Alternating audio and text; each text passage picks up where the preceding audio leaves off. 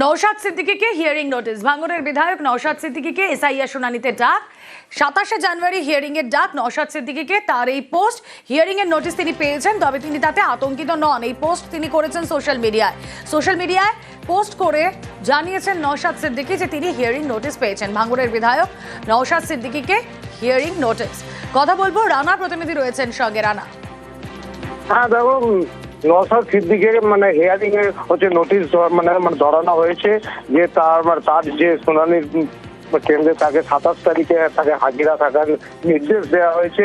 এরপরেই কিন্তু তিনি সোশ্যাল মিডিয়াতে তিনি একটি পোস্ট করেছেন যে এই হিয়ারিং এর যে নোটিশ তিনি পেয়েছেন তাতে তিনি কিন্তু আতঙ্কিত নন, কারণ ভোটদানের অধিকার কারোর অভিশাপ বা আশীর্বাদের উপর নির্ভর করে না।